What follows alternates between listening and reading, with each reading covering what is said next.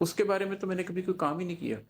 میں نے تو نماز بھی پڑھی تو میرے جسم نے نماز پڑھی، میری روح کب سجدہ ریز ہوئی؟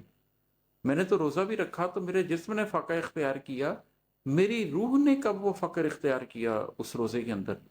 میں نے تو خیرات بھی کی تو کاؤنٹ کیا اپنے دماغ سے، 2.5% نکالا، کیلکولیٹ کیا، دے دیا.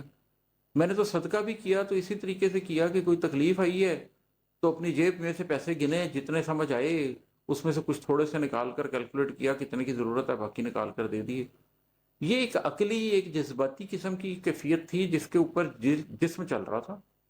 کبھی آپ کی عقل سے صلاح کر لیتا تھا، کبھی آپ کے جذبوں سے صلاح کر لیتا تھا.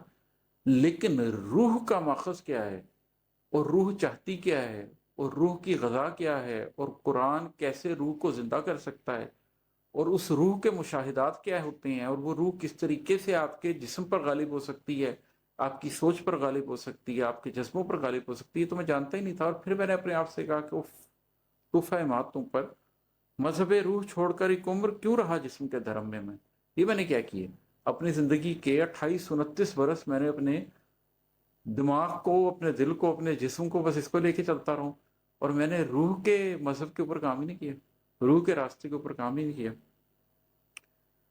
پھر ایک سوال پیدا ہوا، اگلا شعر اس کے اوپر ہے.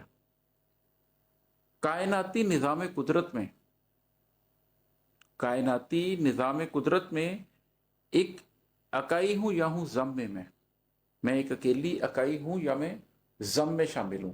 اچھا، اس میں ایک بات آپ کو کلیریفائی کر دوں کہ ایک تو ہے اس کی انٹرپریٹیشن وہ جو لوگ کریں گے کہ یہ وحدت الوجود یا وحدت الشہود کی بات ہو رہی ہے. تو میں تو وحدت الوجود کو باقاعدہ طور پر شرک اور کفر سمجھتا ہوں. وحدت الوجود کا تو میں کسی صورت قائل نہیں ہوں. اس شعر سے اگر کوئی شخص وہ معنی نکال رہا ہے تو وہ معنی ہرگز بھی نہیں ہے. جب میں یہ کہہ رہا ہوں کہ کیا میں اپنے آپ سے سوال پوچھ رہا ہوں کہ کیا میں ایک اکائی ہوں یا میں ضم میں شامل ہوں، تو یہ میں کوئی خدا نہ خواستہ نعوذ باللہ اس میں یہ بات نہیں کر رہا کہ میری ذات رب کی ذات میں شامل ہے، میں فنا فی اللہ ہو چکا ہوں. یہ وہ بات نہیں کر رہا. اللہ اللہ ہے اور مخلوق مخلوق ہے، میں وحدت الشہود ہی کا قائل ہوں. مگر جو اللہ کی تخلیق کردہ کائنات ہے، اس تخلیق کردہ کائنات میں کیا میں ایک اکائی ہوں یا میں ضم میں شامل ہوں؟ مانی یہ کہ کیا میں ایک اکائی ہوں یا میں کسی گریٹر پلان کا حصہ ہوں. کائناتی نظام قدرت میں، قدرت کا جو ایک نظام اللہ تعالیٰ نے قائم کر دیا ہے، اس نظام کے اندر کیا میں ایک فرد کی حیثیت رکھتا ہوں جو نہ کسی سے متاثر ہے، نہ اس سے کچھ متاثر ہے،